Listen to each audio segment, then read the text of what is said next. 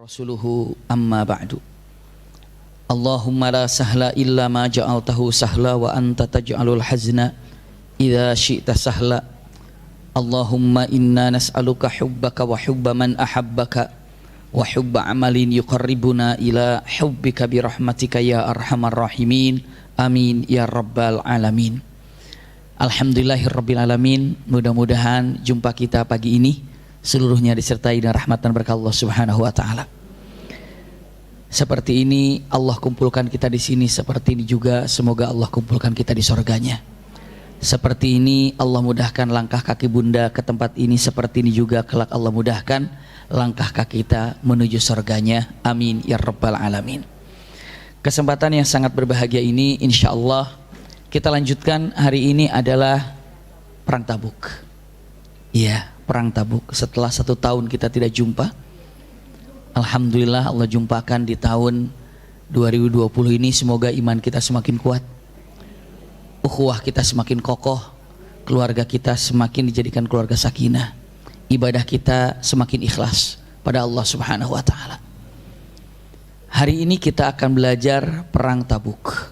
Iya, mungkin Bunda masih ingat perjalanan dulu tentang kisah perang Mu'tah. Masih ingat? Masih ingat gak ya? Iya, Masya Allah. Berarti kalau ingat gak usah diulangin lagi. Iya, tapi nanti ibu bisa cek lagi ke belakang bagaimana perang Mu'tah ini. Namun yang jelas pada waktu itu ada kaitannya dengan bangsa Romawi, Bunda. Sekarang gini, yang berkuasa pada waktu itu cukup banyak beberapa alasan kenapa terjadinya perang daripada Tabuk ini. Bunda, saya ingin sampaikan, iya, jadi dulu ini untuk pengantarnya, di dunia ini ada kerajaan yang sangat luar biasa sekali dan banyak para pengikutnya. Ada yang namanya kerajaan Romawi dan ada namanya kerajaan Persia. Bisa dipahami Bunda? Kalau dulu di zaman kita aja, waktu kita SD SMP mungkin kita masih mendengar yang namanya 2 adik kuasa itu dulu tuh. Mana sama mana tuh? Amerika sama apa? Rusia sama Uni Soviet kalau nggak salah. Iya.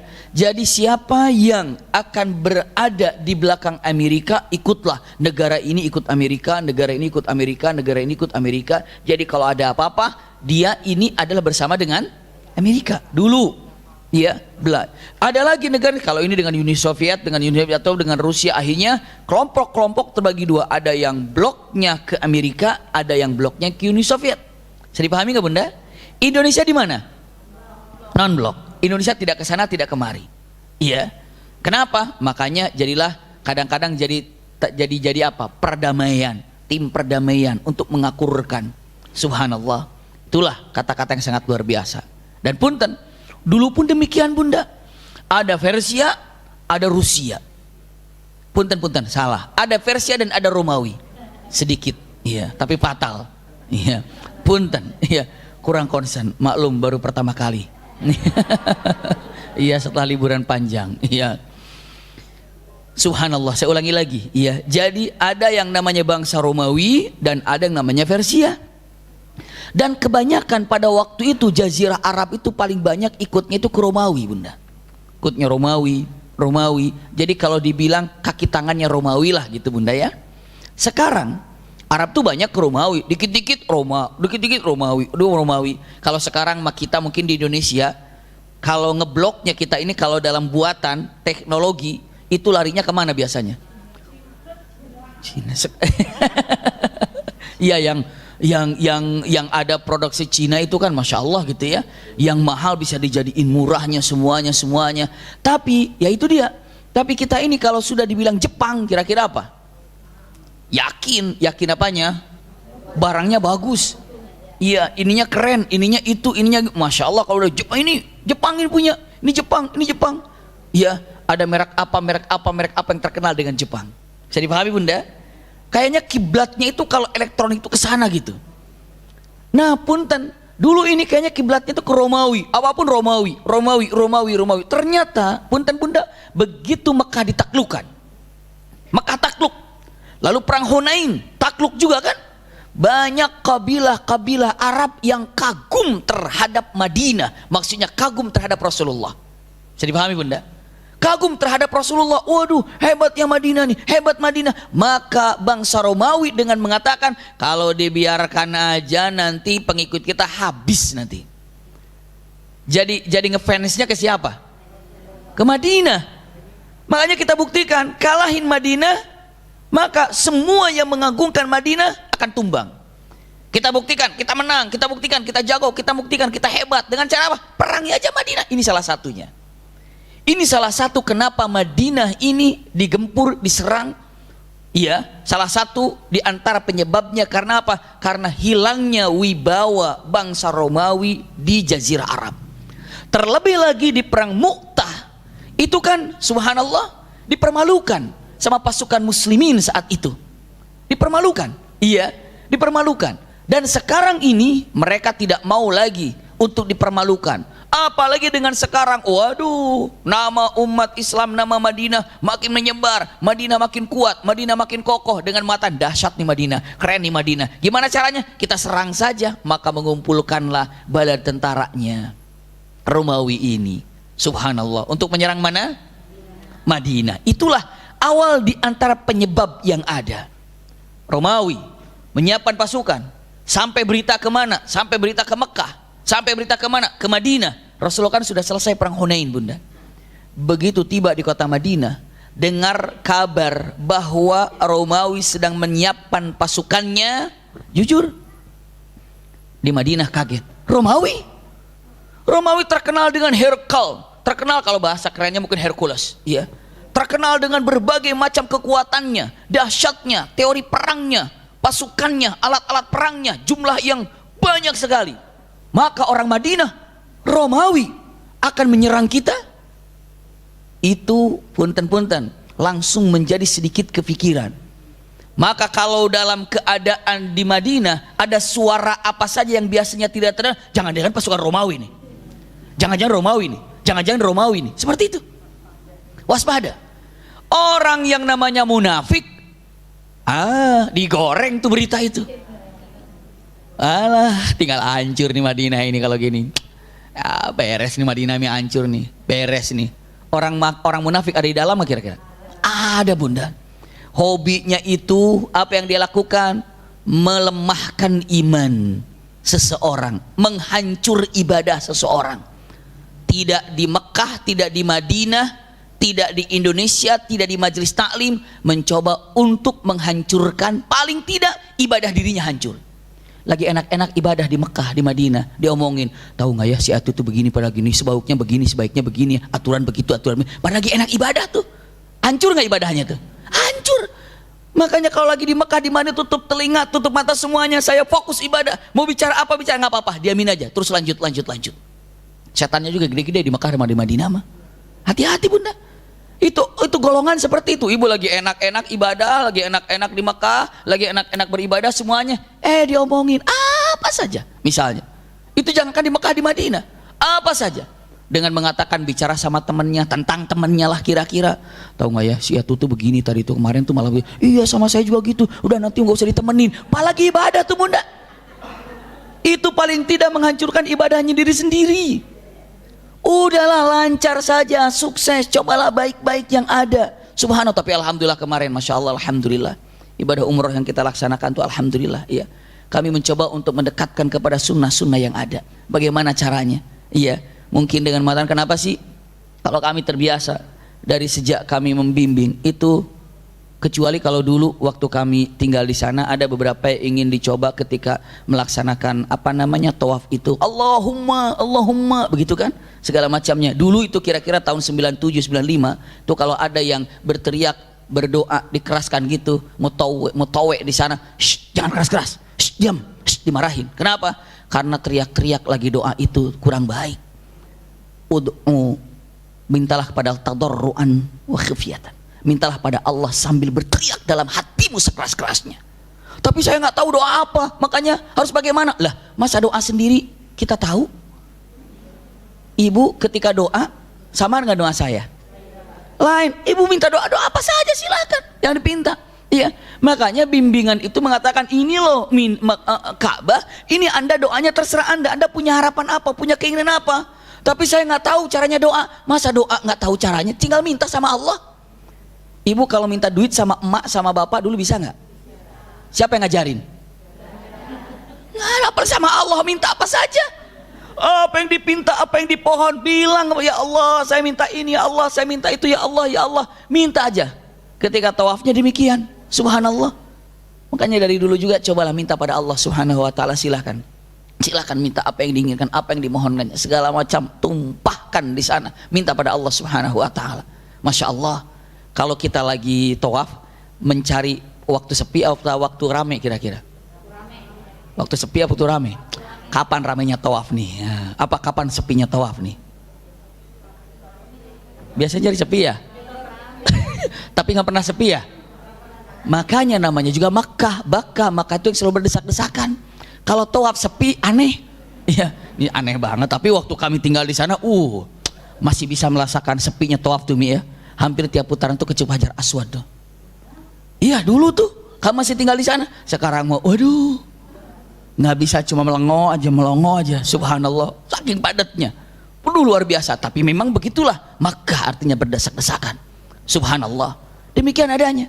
Maka tidak di majelis taklim, tidak di masjid, bahkan di Mekah, di Madinah. Di Madinah orang munafik ada nggak pada waktu itu? Ada. Zaman sekarang kira-kira ada nggak? Juga tetap ada. Apa artinya? Dalam keadaan situasi seperti itu mengganggu untuk konsentrasi ibadah hilang. Yang ada bicara apa saja yang tidak bermanfaat. Padahal di Mekah, padahal di Madinah rugi seperti itu.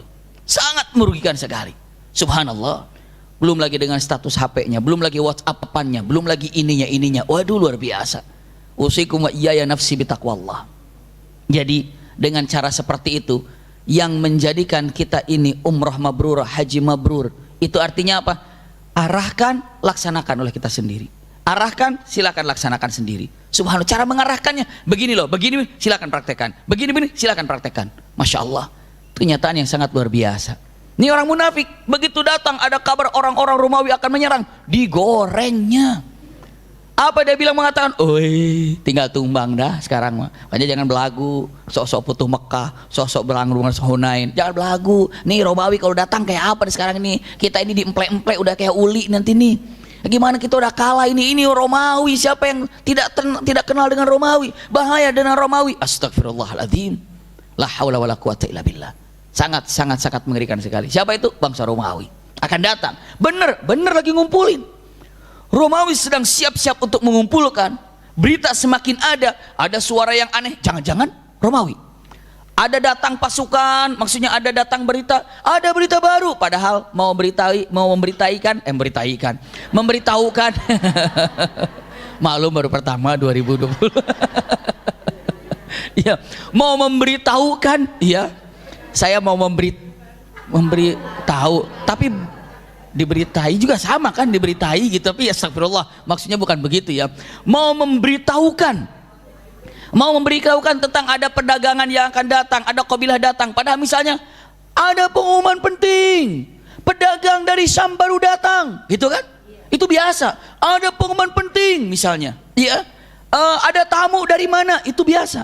Tapi setiap pengumuman penting, jangan-jangan Romawi. Jadi pikir tuh udah Romawi, udah jadi melekat dalam pikiran ini. Dan Rasulullah nanti kita lihat bagaimana sikap dan kecekatan Rasulullah SAW dalam masalah ini. Maka apa yang terjadi bunda?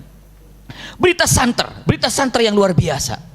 Simpanlah, mulai isu datang berita dari Romawi akan menyerang. Itu berita terus santer. Dari bangsa Romawi pun mereka berpikir. Apa pikiran mereka? Kita akan berperang dengan Muhammad. Muhammad itu, orang Romawi baca Injil nggak? Baca Injil, baca tentang Taurat, baca.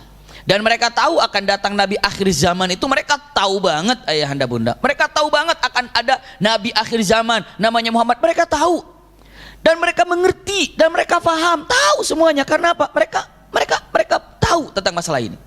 Lihat, mereka bilang, kalau memang itu Muhammad, Nabi yang ada dalam Injil dan ada dalam Taurat, maka kalau kita menyerangnya, kita tidak akan pernah mampu untuk memenangkannya, dan pasti kita akan kalah. Kata siapa itu? Kata Romawi. Terus bagaimana? Lalu raja Romawinya dengan mengatakan begini aja, Kalau kita menyerang ke sana, kalau memang itu nabi, pasti kita kalah. Kenapa? Nggak ada nabi kalah dalam peperangan, pasti dibantu oleh siapa? Allah. Terus begini aja, kita ini masalahnya tinggal satu, cek dulu dia nabi apa bukan. Kalau dia nabi, berarti kita ada pemikiran langkah selanjutnya. Tapi kalau dia bukan nabi, udah nggak ada pilihan lain, serang. Karena jumlah kita bisa banyak. Bisa dipahami nggak bunda? Kalau dia nabi, kita pikir ulang, perang apa tidak. Kalau dia bukan nabi, nggak usah ada pikir-pikir lagi, langsung serang. Kenapa? Karena nggak mungkin jumlah kita yang sedikit ini atau jumlah kita yang banyak ini dapat dikalahkan oleh mereka. Kalau mengandalkan jumlah. Tapi kalau nabi pasti ditolong oleh Allah. Maka tinggal cek saja dia nabi atau bukan. Itu pertanyaan besarnya. Dia itu nabi apa bukan ya? Dia itu nabi atau bukan? Itu aja pertanyaan. Dia nabi apa bukan? Itu yang ditanyakan. Maka kata Raja Romawi, pilih. Kita cari seorang yang agama Nasraninya kuat, pintar, cerdas, lalu apa? Menarik, sopan. Pokoknya cari orang yang paling top, yang masih muda, yang paling cerdas, yang paling alim, yang paling kuat imannya. Siapa diantaranya? Dicari, ketemulah seorang pemuda bangsa Romawi, orang Nasrani, menguasai bahasa Arab yang luar biasa, pintar, cerdas, masya Allah, akhlaknya bagus. Siapa laki-laki ini? Ada yang tahu nama laki-laki ini siapa? Nama laki-laki ini yang jelas belum pernah ke Cinere. Iya. Jangan membayangkan siapa ya, bukan. Nama laki-laki ini adalah At-Tanuhi. Namanya ada At-Tanuhi. Panggillah Tanuhi. Wahai Tanuhi, kemari. Tanuhi bertanya, ada apa? Wahai Paduka, kamu diutus oleh aku, datanglah ke kota Madinah. Tugasmu adalah mengecek tentang dia, Muhammad, nabi apa bukan. Emangnya kenapa wahai Paduka? Kalau dia nabi, kita akan pikir ulang perang atau tidak. Kalaupun perang, bagaimana sistemnya. Tapi kalau dia bukan nabi, maka kita perangi saja karena jumlah kita banyak. Pertanyaannya, kata Tanuhi, jadi aku datang ke sana untuk mengecek dia nabi atau bukan? Iya. Tandanya raja itu begini, dia pernah kirim surat kepada aku. Maka seorang nabi, kalau pas utusan raja yang pernah dikirim surat, ulangi lagi, seorang nabi kalau pernah ngirim surat kepada raja, lalu raja itu mengirim utusannya ke nabi itu, maka nabi itu pasti akan bertanya tentang surat yang pernah dikirimkan ke rajanya sebelum membicarakan apa-apa. Bisa dipahami bunda? Misalnya nih, kalau ada nabi sekarang nih, kalau ada nabi sekarang sudah tidak ada nabi ya. Nih kalau ada nabi, tidak ada nabi.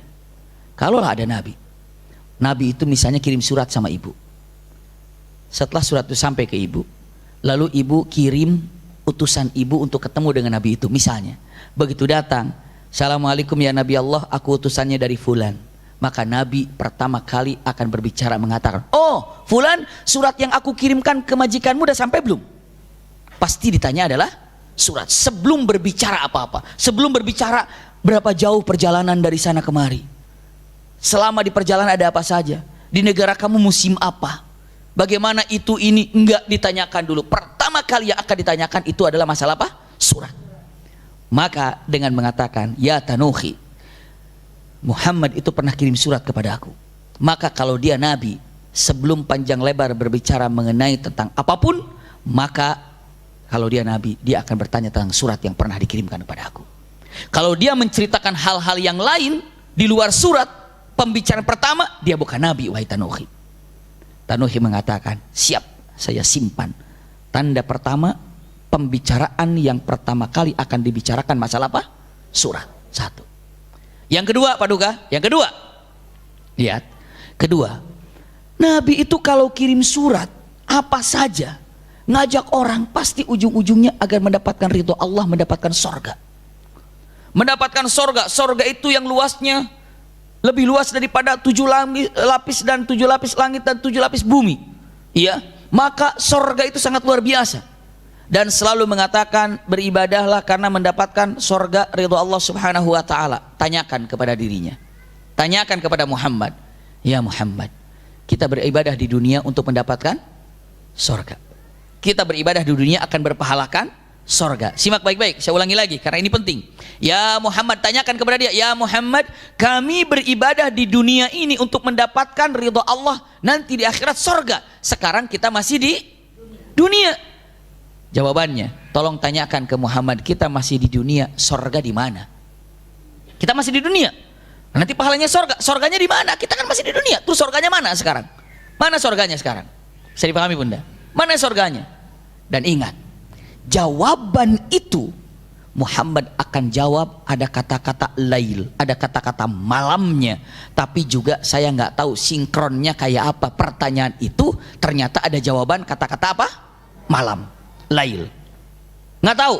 Pokoknya lihat, kalau kamu tanyakan tentang masalah nomor 2 tadi, nanti Muhammad akan ada jawaban dan mengucapkan kata-kata apa? Malam, lail. Siap. 3 tanuhi. Setiap nabi punya tanda kenabian, zar pundaknya. Maka tolong kamu cek, benarkah dia punya tanda kenabian hitam, tanda lahir hitam sebelah kanannya. Maka cek itu. Baik, berangkatlah tanuhi. Subhanallah. Di saat Romawi mempersiapkan apa? Pasukan, Rasulullah sedang menunggu berita yang sangat dahsyat di kota Madinah. Tanuhi muncul. Bisa dipahami bunda? Siapa yang muncul? At-Tanuhi. Datang Tanuhi. Begitu tiba ke kota Madinah, ada utusan dari bangsa Romawi semuanya. Wah, utusan ini ada apa nih? Waduh, memang ditunggu utusannya, perang apa enggak perang. Datang Tanuhi. Kata Rasulullah, silakan datangkan Tanuhi. Siapa mereka? Tanuhi ya Rasulullah. Siapa dia? Utusan Romawi. Datang, suruh masuk. Begitu datang Tanuhi kepada Rasulullah SAW, disambut dengan baik oleh Rasulullah. Utusan namanya juga. Rasul bertanya dengan mengatakan, siapa anda? Kami adalah utusan Raja Romawi dan namaku adalah Tanuhi. Lihat apa pertama yang dikatakan Rasulullah. Oh, utusan Raja Romawi, kamu Tanuhi? Iya. Bagaimana surat yang pernah aku kirimkan ke raja kamu? Masya Allah. Tanuhi bilang, nabi ini. Nabi ini. Satu, ini nabi ini. Dia jawab mengatakan, sesuai dengan pesan siapa? Raja. Bilang kalau Muhammad dan suratnya disimpan baik-baik. Suratnya disimpan baik-baik dan dipahami baik-baik. Maka Tanuhi menjawab, suratmu disimpan baik-baik dan telah sampai ke raja kami. Lalu apa jawaban Rasulullah? Syukur. Berani merobek suratku seperti dirobeknya suratku oleh Raja Persia, maka Allah pun memorak-porandakan Raja Persia seperti dia telah memorak-porandakan suratku. Allah telah merobek kerajaan Persia seperti dia telah merobek suratku, kata Rasulullah SAW. Allah menetapkan Raja Romawi sampai hari ini karena dia menjaga suratku. Subhanallah. Rasulullah SAW, suratnya dijaga aja masih dijaga juga kerajaannya. Suratnya dirobek, dihancurkan kerajaannya, dirobek oleh Allah seperti dia telah merobek kerajaan. Na'udzubillah. Saya lanjutkan, bunda yang berbahagia, usikum wa iyaya nafsi bitaqwallah. Lalu Rasulullah ngobrol, masuklah ke pertanyaan kedua. Ya Muhammad, izin saya bertanya. Silakan. Ya Muhammad, bukankah engkau mengajak kepada kami untuk selalu beribadah kepada Allah ikhlas tanpa berbuat syirik dengan apapun? Betul? Agar kami mendapatkan ridho Allah. Benar? Ya Muhammad, ketika kita mendapatkan ridho Allah, Allah akan menjadikan kita ahli surga. Betul? Jadi kita ini akan mendapatkan pahala jannah atau surga dari Allah. Iya. Saya bertanya, ya Muhammad, apa? Sekarang kita di dunia, di mana surga? Sekarang kan kita di dunia, terus surganya mana? Di mana surganya? Harus ada jawaban apa tadi? Lail. Apa artinya lail? Malam. Apa jawaban Rasulullah? Ya Tanuhi, sekarang kita siang. Sekarang kita siang. Lalu dikatakan wal anun nahar, wal an an-nahar. Sekarang ini siang. Idza jaa an-nahar, apabila datang siang, di mana malam? Bisa dipahami nggak? Apabila siang datang, malam di mana? Sekarang saya tanya, sekarang kita ini siang apa malam? Siang ya benar. Oh siang, benar. Iya. Sekarang siang apa malam? Siang. Sekarang saya tanya, di mana malam bunda? Di mana malam? Datang nanti? Kalau lagi siang, nanti juga malam datang. Tapi ada, malam ada nggak sekarang ada? Di tempat lain. Tapi ada kan? Tapi nanti akan datang nggak malam sama kita? Maka seakan-akan mengatakan, Anda ketika di siang hari pasti akan datang malam. Tapi ketika di siang hari, lakukan untuk persiapan malam tadi. Coba kalau ibu mau sore pulang ke rumah nggak kira-kira? Udah sore pulang, udah sore main, nggak ada. Udah sore kerja, kita udah sore main, nggak ada. Udah sore pulang, udah sore pulang. Persiapan, ada beberapa pekerjaan yang harus diselesaikan sebelum sore tiba. Ada nggak begitu? Pokoknya kerjakan ini sebelum sore tiba udah selesai. Pokoknya kerjakan sebelum sore tiba selesai. Nah itu dia. Nah terkadang usikum wa iyaya nafsi bitaqwallah. Kita ini dengan mengatakan kata-katanya tadi tanuhi, kita akan berada di dunia. Sorganya mana? Rasulullah bilang, persis pertanyaan yang kau ucapkan kepadaku, pertanyaannya kita berada di siang, malamnya mana? Mana malam? Tapi nanti malam kan akan datang, persis sorga ataupun yang namanya akhirat itu akan datang. Masya Allah, persiapkan saja. Langsung kata Tanuhi mengatakan, iya ada malamnya ini. Ada malamnya ini. Nabi ini. Tanuhi orangnya cerdas, pintar, sopan, bersih. Ada orang cerdas, sopan, pintar, coba nggak bersih. Mau dekat nggak? Mau udahan ngobrol juga? Iya. Ada orang bersih, iya. Lalu apa lagi? Masya Allah, istilahnya apa? Bersih, ganteng, cuma nggak cerdas, capek ngomongnya. Diulang lagi, apa maksudnya? Ulangi lagi, apa maksudnya? Ini pengen udahan juga bunda. Subhanallah. Ada orang bersih, cerdas, pinter, cuma akhlaknya nggak bagus, nyakitin mulu nih. Udah. Bisa dipahami nggak? Malas ngobrolnya. Ini Tanuhi bikin orang seneng kalau ngobrol. Udah cerdas, sopan, pinter, baik, bersih. Orang duduk bersama dia itu senang banget. Sampai Rasul betah dari pagi itu Rasul ngobrol sama Tanuhi itu asli. Asik ngobrol. Kalau bahasa Prancisnya uplek. Iya. Apa uplek itu ya? Apa uplek itu? Ada orang Sunda di sini. Asik ngobrol, ngobrol asik sana kemari, wah uplek gitu ya. Uplek siam kita namanya gitu. Uplek ngobrolnya itu waduh asik sekali. Ngobrol asik. Kenapa asiknya? Rasulullah mencari celah agar Tanuhi masuk Islam. Celahnya terus diajarkan Rasulullah. Wah diajarkan Islam itu begini, ini begini. Masya Allah terus diajarkan. Tanuhi menanggapinya dan Tanuhi dengan berharap menerima apa yang disampaikan Rasulullah, apa yang diucapkan Rasulullah dengan niat apa? Mudah-mudahan ada kesempatan mencari yang ketiga tanda kenabiannya di belakang. Bisa dipahami nggak ya? Kan orang keren itu kalau mau minjem duit nggak langsung loh. Muter dulu. Ada tujuannya, tapi caranya nggak langsung. Apa? Kesana dulu kesana, akhirnya dapat aja. Subhanallah. Assalamualaikum mbak, apa kabar? Mbak sehat, masya Allah. Makin sehat aja, suami juga masya Allah. Mbak ya, enak banget rumah di sini mbak ya, masya Allah. Ini bagaimana? Ini karpetnya juga luar biasa mbak ya. Kenapa? Itu dia, anak saya tuh alhamdulillah sih sudah kuliah ya. Kemarin juga alhamdulillah saya sudah bayarin semuanya. Anak kedua juga kuliah. Nih ada yang ketiga nih agak repot nih sekarang.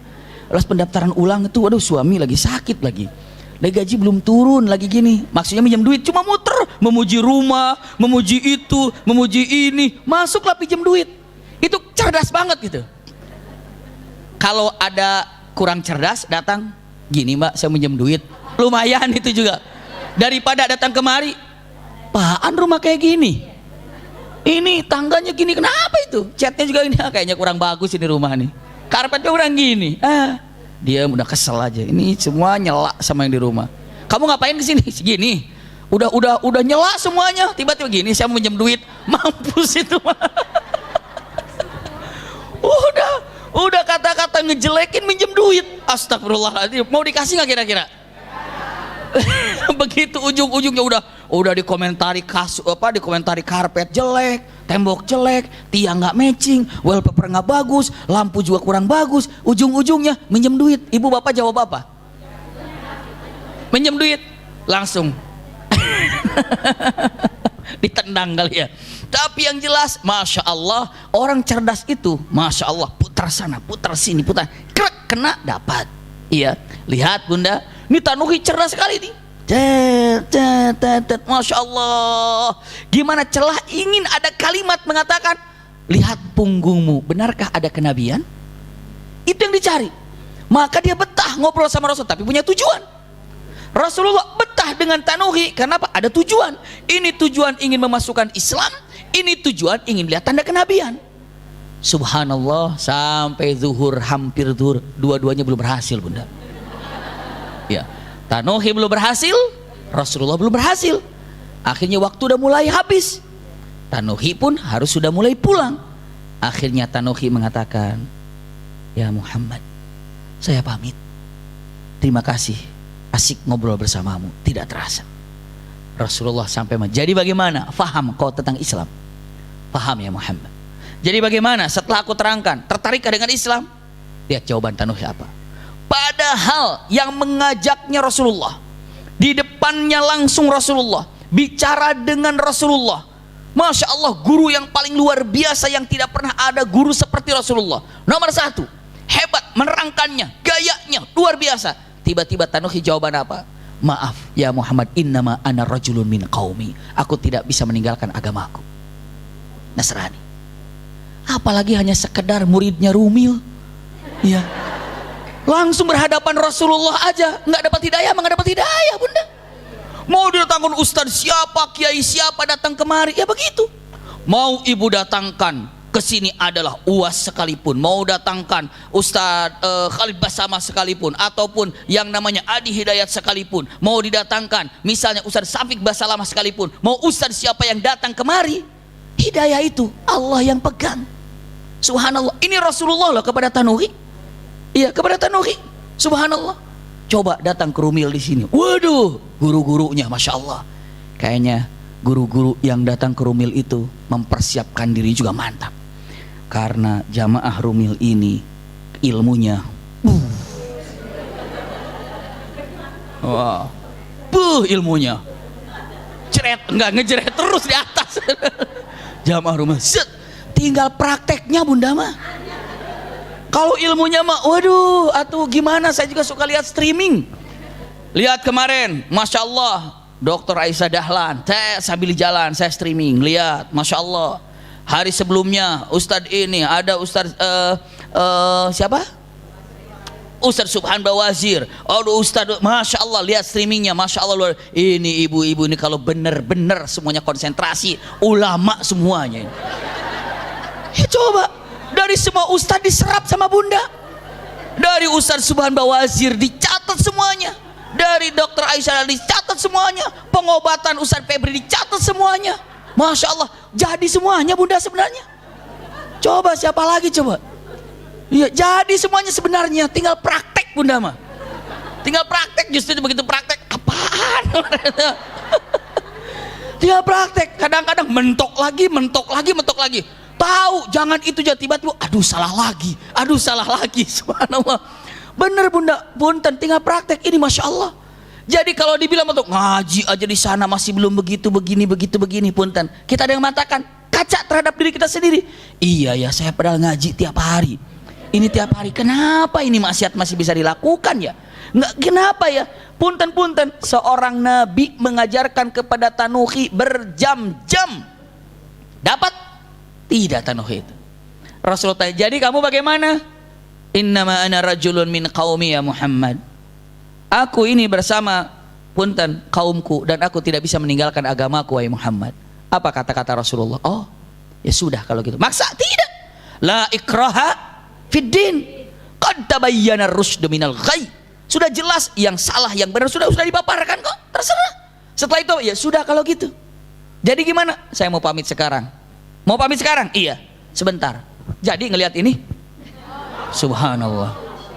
Kamu mau lihat ini? Jadi mau lihat ini? Karena satu lagi kan PR-nya kan. Tanuhi udah bilang putus asa, udah dah yang satu ini udah nggak dapat nih. Satu oke, dua dapat, cuma yang ketiga ini ngelihat tanda kenabian kayaknya enggak. Begitu mau pamit, tapi sebentar, jadi ngelihat ini kan. Kamu dari tadi tuh nunggu ini kan, tuh lihatin. Tanuhi bilang, oh bener Nabi ini. Sudah ngelihat di depan matanya 3 tanda kenabian, masih imankah? Tidak Bunda. Nah itulah yang namanya hidayah, itu urusan Allah Subhanahu wa ta'ala, itu benar. Makanya tolong Bunda, ketika ibu ada rasa senang ngaji, syukuri. Biar Allah tambah rasa senang lagi, daripada nanti Allah cabut rasa ngaji itu. Bisa dipahami gak Bunda? Ibu ketika senang ngaji, ibu syukur, alhamdulillah ya Allah, saya ada seneng ngaji walaupun 5 menit di ujung misalnya. Syukuri besok setengah jamnya. Besok dari awal. Besok sebelum gurunya datang udah duduk. Besok libur datang juga. Subhanallah, saking apanya, saking semangatnya. Puter-puter YouTube-nya Rumil tuh, mana sampai ada nanya, Min, kapan perang Tabuknya? Katanya, pernah lihat nggak tuh di YouTube tuh ada tuh. Saya ngeliat, oh ada yang nanya perang Tabuk, dikiranya perang Tabuknya udah naik, belum, padahal hari ini Tabuknya. Iya, saya ngeliat, oh ada yang nanya juga, berarti ada yang cari perang Tabuk. Subhanallah. Ternyata YouTube Rumil itu, waduh, menyebar di mana-mana. Di Hong Kong juga ada yang lihat. Iya, di Jerman juga ada, di Saudi Arabia juga ada. Masya Allah, luar biasa. Kenapa? Itulah luar biasa media sosial yang saat ini berjalan. Luar biasa Bunda. Saya ulangi lagi, ternyata Tanuhi Islam kah? Tidak. Kemana Tanuhi? Pulang. Kemana pulangnya? Alhamdulillah, tidak ada yang bilang ke Cinere, ke Romawi. Iya, pulang ke Romawi. Berangkat dia ke Romawi untuk memberikan kabar. Namun pasukan sudah bergerak Bunda. Bisa dipahami ya? Punten. Ataupun sebelum sampai, ataupun istilahnya nanti kabar itu berita kepada siapa? Kepada bangsa Romawi. Siapkan di sana. Akhirnya, masya Allah, Rasulullah SAW sudah yakin kalau peperangan ini akan terjadi. Maka Rasulullah berpikir, merenung.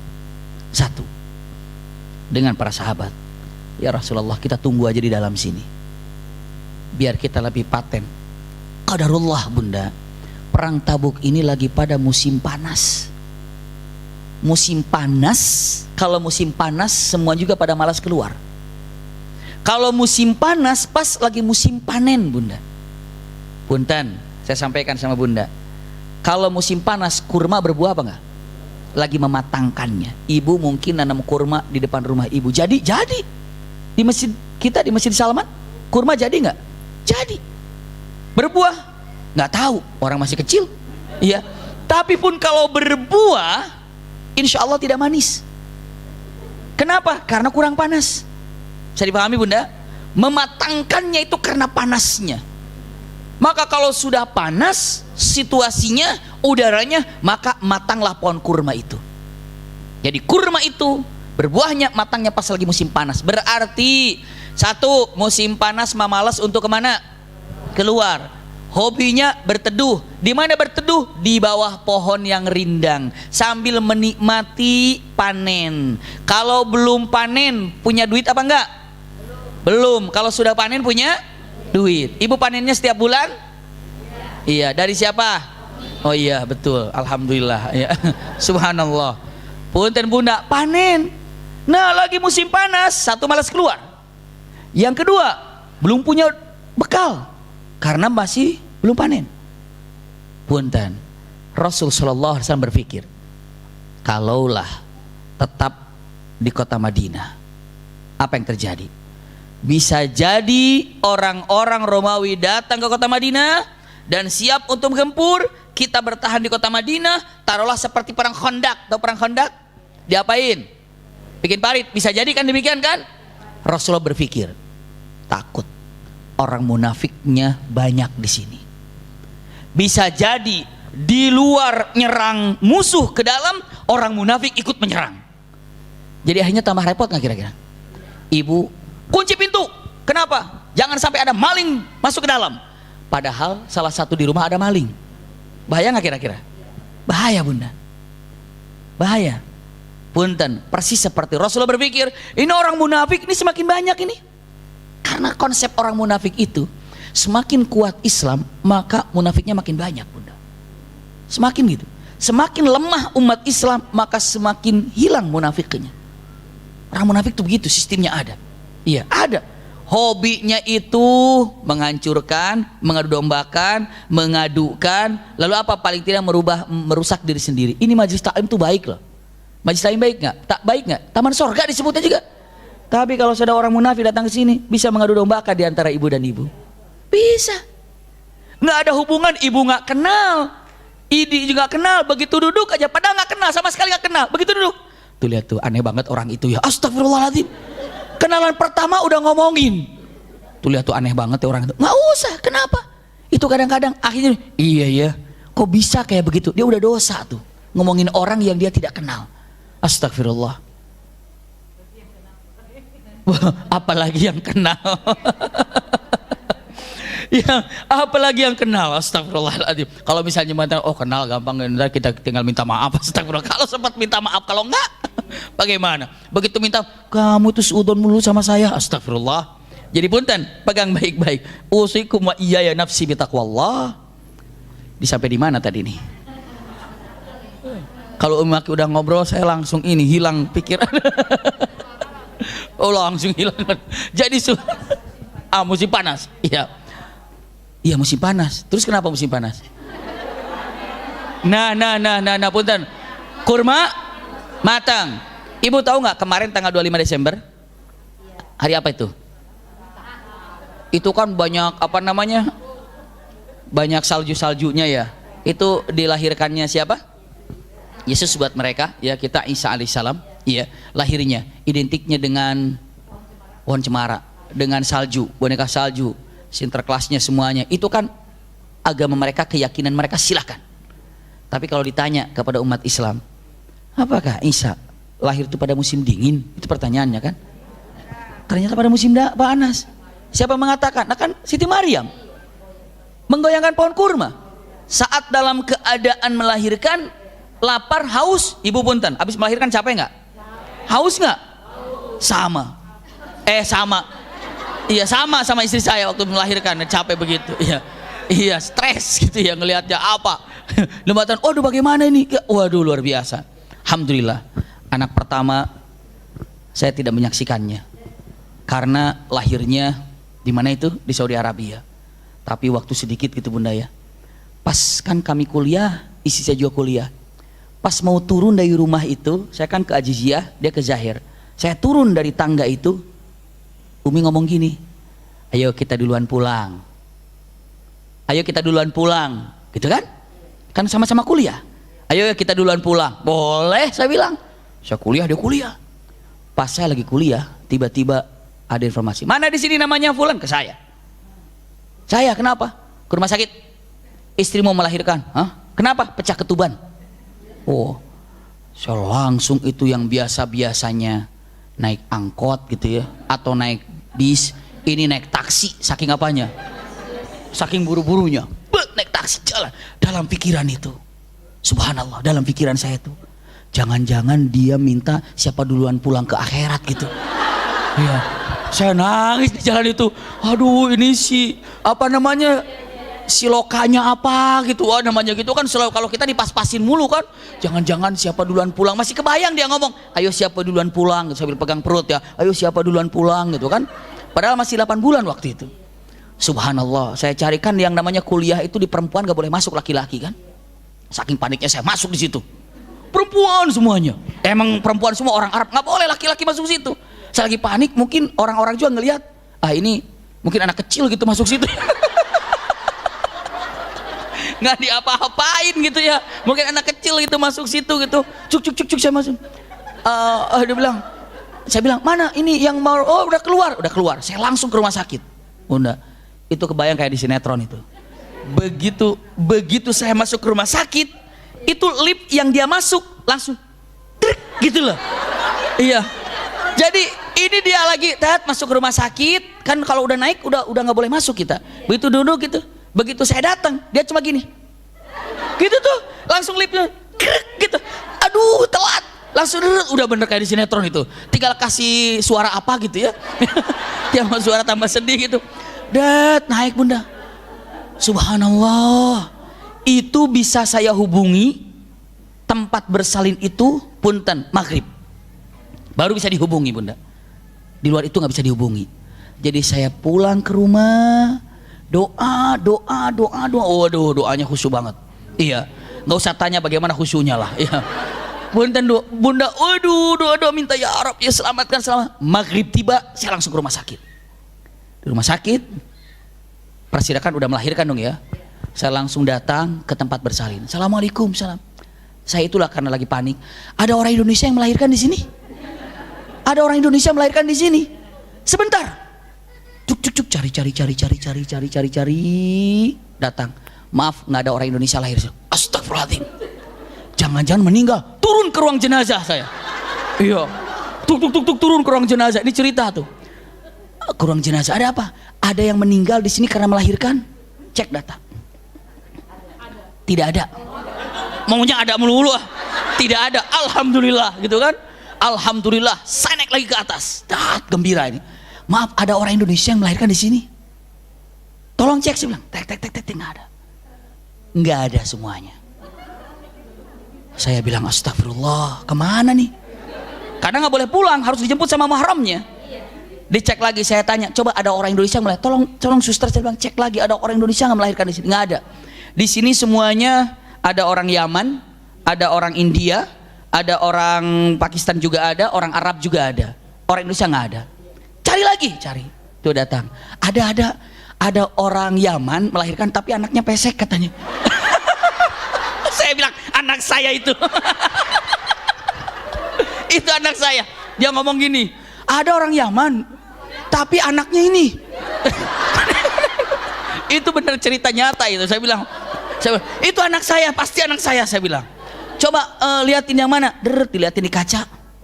Si Uminya lagi tidur ngadap ke belakang gitu kan, sana kaca di sana. Saya udah tahu kan dari kerudungnya itu menyemaki. Alhamdulillah ada. Saya bilang bisa dibangunin. Ini ada yang ini, dia ngeliat ke belakang, lihat saya itu, alhamdulillah. Terus dia bilang langsung dipangku, padahal baru dijahit, baru diangkat begini. Nih anak, sambil jalan dia. Saya bilang pulang yuk. Saya nggak tahu kalau itu sakit gitu melahirkan tuh ya. Pulang yuk, ayo. Masya Allah, langsung dibawa pulang ke rumah dan kita cuma berdua di rumah itu. Alhamdulillah, mandiin sendiri. Iya, boleh waktu itu. Saya pulang sendiri, subhan, diobatin berdua. Pokoknya asli berdua aja. Bahwa anak itu satu, saya gimana ini anak nih, caranya gimana ini. Cuma kalau dia udah kursus kan, kursus gimana caranya gimana. Oh kasih popok semuanya, masya Allah. Punten bunda, itu pengalaman kami di sana. Jadi ke sana kenapa tadi ya? Lagi cerita apa tadi? Oh pohon cemara melahirkan. Oh iya saya tanya, capek nggak habis melahirkan? Nah. Ini terasa dengan istri saya juga itu menyemaki. Pas habis melahirkan itu capeknya luar biasa. Padahal hobinya masak. Saya sudah siapin mah hobinya masak. Begitu sudah jadi itu boro-boro mau masak. Kenapa? Sakit. Padahal hobinya. Udah tinggal aja. Biar saya masak. Apa yang saya masak? Goreng nasi aja. Itu kan gampang. Goreng nasi, goreng ikan. Itu goreng masak air paling jago itu malah. Iya semuanya. Masya Allah lama. Lah itulah bunda punten kalau sudah melahirkan capek kan, lelah kan. Nah Maryam sekokohnya seorang wanita apapun kalau sudah melahirkan lemah. Ibu sekuat apapun, masya Allah luar biasa. Wonder itu apa namanya tuh? Itu kalau udah melahirkan lelah capek. Nih Maryam kata Allah, wa huzzi ilaiki bijid'in nakhlati tusaqit alaiki rutaban janiyya. Maryam goyangkan pohon kurma itu. Niscaya aku akan jatuhkan rutab, pohon kurma muda. Berarti menunjukkan saat itu kurma sedang berbuah dan saat itu musim panas. Lagi musim panas malas keluar. Lagi musim panas punten ingin berteduh. Belum lagi panen. Ibu kalau lagi panen ditunggu-tunggu nggak kira-kira? Nunggu-nunggu panen itu. Ini panen pergi. Waduh sakit hati. Tapi Rasulullah mengatakan kata-katanya begini.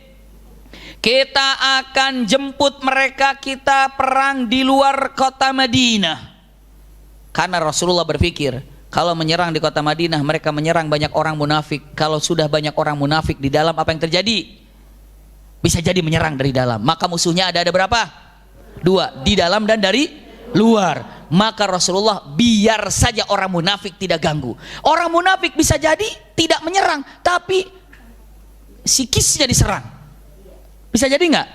Begitu orang nggak mampu kita, nggak dapat kita. Dia jago, dia kuat, jadi lemah nggak kira-kira? Jadi lemah bunda. Bisa dipahami bunda? Jadi lemah.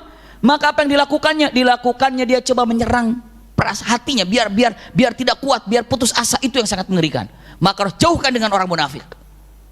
Ibu punten, kalau ibu berbuat soleh, berbuat baik, lalu ketemu dengan orang yang selalu mengganggu, kalau bisa ibu benahi dia. Kalau tidak bisa dibenahi, ibu jaga jarak. Kenapa? Takut ganggu nantinya kan? Ganggu itu semuanya. Maka Rasulullah ini dengan orang munafik jauhkan. Tapi walau bagaimanapun yang namanya orang munafik ikut perang, ikut juga dalam peperangan bunda. Tetap berangkat, tapi minimal kalau sudah dalam peperangan orang munafiknya tidak terlalu bebas. Saya lanjutkan bunda. Punten. Maka dalam keadaan itu Rasulullah menginformasikan dan Rasulullah meminta kepada para sahabat untuk apa coba bunda? Mengumpulkan dana untuk berperang. Karena saat itu musim paceklik, panen belum datang, kesulitan sedang merajalela. Maka saat itu Rasulullah berdiri dan Rasulullah mengatakan, ayuhan nas, kita akan berperang di luar. Orang yang berperang akan diajak di luar akan berpikir gini, waduh panas-panas. Satu itu. Bagi yang punya kebun, apa? Musim panen ditinggalkan. Bisa dipahami bunda? Yang tidak punya kebun tapi pekerja, apa? Bisnis kita. Bisa dipahami bunda ya? Pokoknya serba berat. Lagi musim panas, harus jalan jauh. Berapa hari perjalanan ke Tabuk? Ada yang tahu? 15 hari. 15 hari harus jalan kaki, bagaimana bunda? Waduh, jangankan 15 hari jalan kaki dari sini ke Kubah Masa jalan kaki. Insya Allah nggak ada yang mau. Iya, ngapain juga gitu ya. Tapi yang jelas dengan mengatakan 15 hari perjalanan, musim panas, paceklik pula. Mendingan kalau pas lagi musim panas, dalam keadaan nyaman. Misalnya, yuk jalan. Kalau di Car Free Day di situ kan ada tuh, di mana tuh namanya? Bukan di situ, di situ. Cinere juga di situ, Depok juga ada tuh.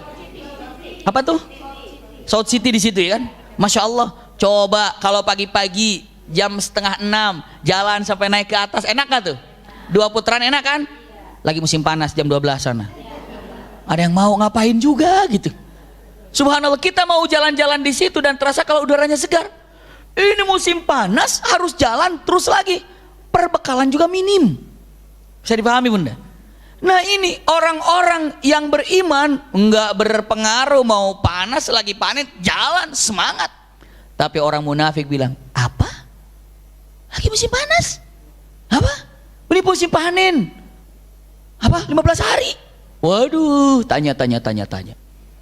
Tapi kalau orang yang mukmin kuat, oke, masya Allah. Kalau orang mukmin ngaji, musim hujan ngaji, panas ngaji, macet ngaji, becek ngaji, subhanallah, libur ngaji. Ngaji di rumah, subhanallah. Itu kalau udah tuh jalan aja nggak ada masalah, luar biasa, subhanallah. Ini ditanamkan rasa kekuatan iman yang ada dalam hati ini. Bunda tahu apa yang terjadi? Simpan baik-baik. Maka Rasulullah tahu ini adalah kesulitan yang ada. Maka Rasulullah bilang, ayuhan nas, man jahaza jaisul usrah falahul jannah. Siapa yang telah berinfak mempersiapkan hartanya untuk pasukan ini, maka dia berhak mendapatkan sorga. Masya Allah bunda. Maka para sahabat, ada yang ngasih emas, ada yang ngasih apa saja, sampai ada yang ngasih cuma satu kurma 1 genggam. Kenapa? Ingin infak. Kenapa? Karena memang tidak punya bunda. Karena memang tidak punya. Ada yang banyak, ada yang sedikit, ada yang sedikit lagi, ada yang pokoknya balik semuanya. Jadi kumpulkan di masjid. Rasulullah katakan, siapa yang dapat menyerahkan, membantu dengan hartanya untuk pasukan yang kesulitan ini, maka dia berhak mendapatkan sorga dari Allah. Begitu mendengar para sahabat, bubar. Bubar bukan bubar kemana-mana, ke rumah ngambil barang, bukan bubar nggak balik lagi. Beda kalau sekarang siapa yang membantu untuk korban banjir, silakan pulang, ditunggu lagi secepatnya, pulang, datang komisi yang akan datang, subhanallah. Punten, bubar, datang membawa untuk punten apa? Bantuan. Ini untuk Jaisul Usra. Punten, yang paling keren di sini saya gambarkan. Ini yang paling banyak menyumbang siapa coba? Ada yang tahu? Abu Bakar banyak, Umar banyak. Abu Bakar habis hartanya, semuanya. Umar bin Khattab setengah hartanya. Tapi yang luar biasa di sini, masya Allah, saya gambarkan di sini. Pertama kali datang, begitu dibilang kata Rasulullah, bawa harta yang bisa diinfakkan, bubar. Datang Abu Bakar, das. Datang Umar, das.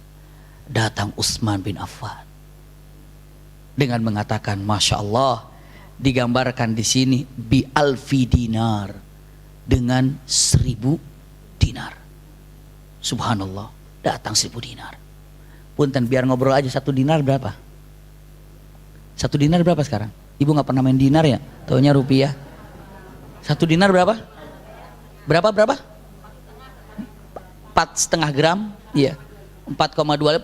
Taruhlah paling kecilnya 4 gitu ya. Taruhlah untuk sekarang ini 4 gram gitu ya. Atau 4,5 mungkin sekarang. Coba kalau saya tanya 4 gram. 4 gram aja dipukulnya, 4 gram emas. 4 gram emas, 1 gram berapa mas? Berapa? 800? Oke, yang bagus 800.000. 800.000 dikali 4 dikali 1.000 berarti nantinya ya? 800.000 dikali 4 32 dikali 1.000 banyak. Hitung dulu banyak lagi. Biar tahu ini, saya kalau matematika pada tahu semuanya. Iya, coba hitung semuanya biar tahu aja dulu bunda nih. Berapa tadi? Pertama kali berapa? 800.000 ya, dikali berapa? 4 sama dengan dikali dikali berapa? Dikali 1.000 ya?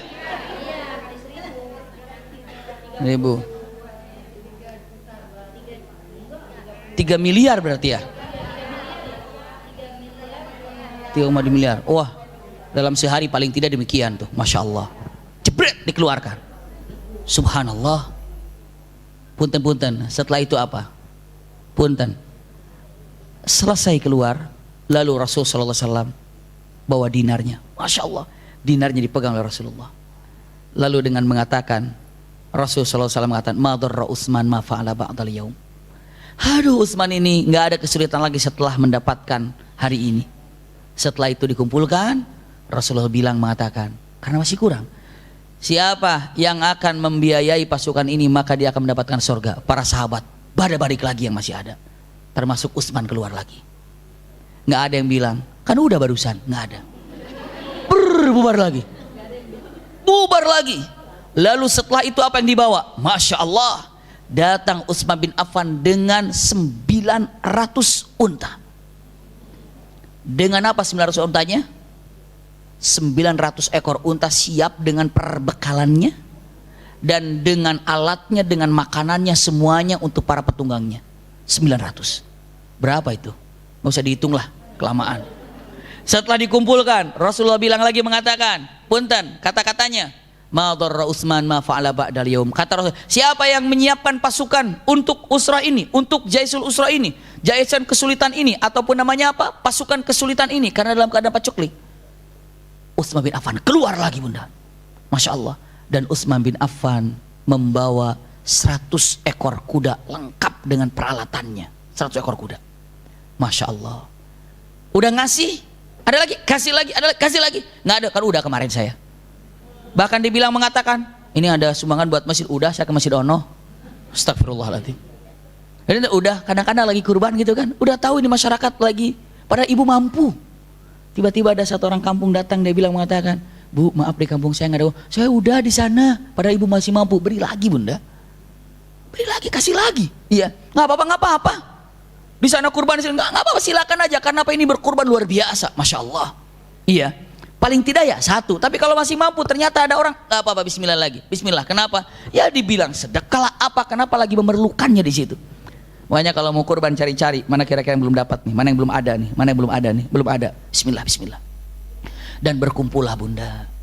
Tapi ada yang berinfak cuma dengan berapa? 1 kurma segini, segenggam kurma. Ini orang munafik, dasar munafik. Nyala aja semuanya.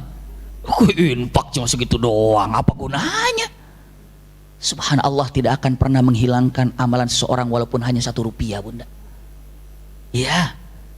Lah kalimatnya, la tahqiranna minal ma'rufi syai'an. Anda jangan pernah mengejek, menghina, mencibir, menyepelekan sesuatu kebaikan walaupun hanya secuil. Lihat, ini orang munafik langsung Allah komentari nih. Alladzina yalmizunal lihat dalam Al-Qur'anul Karim, firman Allah Subhanahu wa taala ya, ini dalam surat At-Taubah ayat 79, alladzina yalmizunal mutawwi'ina minal mu'minina fis shadaqati walladzina la yajiduna illa juhdahum fayaskharuna minhum. Mereka orang munafik menghina orang-orang yang tidak punya harta karena pengen berinfak. Sampai ada yang pengen berinfak, subhanallah, nggak punya, tapi dia mau ikut perang. Ya Rasulullah, saya ingin ikut perang. Kamu punya apa? Saya nggak punya apa-apa. Saya ingin ikut perang. Maaf ya, nggak ada yang bisa menginfaki kamu untuk berperang. Nangis para sahabat itu yang bisa ikut perang. Nangis. Aduh, saya ingin perang tapi saya nggak bisa. Nangis bunda. Dahsyat sekali itu bunda. Pengen perang nggak bisa, nangis. Ini mah begitu mau perang nggak bisa. Syukur alhamdulillah nggak jadi perang. Ini mah nangis bunda. Ini betapa pentingnya orang yang berharta di sini. Bisa dipahami nggak bunda? Memang harta ini menjadi fitnah kalau tidak bisa membawanya. Tapi harta ini akan membawa orang itu menjadi ahli jannah tinggi ketika bisa membawanya. Dan harta sedekah bisa dilakukan. Waduh, saya menemukan sesuatu yang ajib luar biasa bunda. Saya punya sahabat ya boleh dibilang lah hampir mirip kejadiannya. Saya gambarkan yang ada di Indonesia. Saya gambarkan yang ada di Indonesia. Subhanallah, saat itu salah satu pesantren yang ada, masya Allah, setiap pagi itu datang ke tempat pemotongan ayam.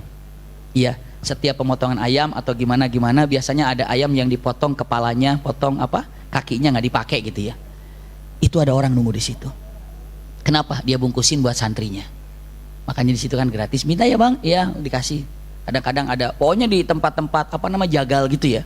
Iya dijagal, tulang-tulang ada pakai, dibuangin. Tapi setulang-tulangnya tulang, dagingnya masih ada gitu. Dibawa. Subhan, ada tim dari pesantren itu bukan untuk apa-apa, untuk kaldunya aja bawa gitu. Karena namanya santri juga belum banyak. Makan situ, masya Allah. Ini cerita dari kawan. Bunda, ada seorang laki-laki, orang cukup berada, Allah titipkan rizki dari sana. Tiba-tiba beliau itu punten divonis dengan penyakit tumor yang harus dioperasi lah, kira-kira demikian. Bahkan sudah menentukan, kata dokter, ini penyakitnya kayaknya begini, nggak bakal dapat gini. Subhanallah, ya udahlah, dia ada masalah, dia tetap syukur.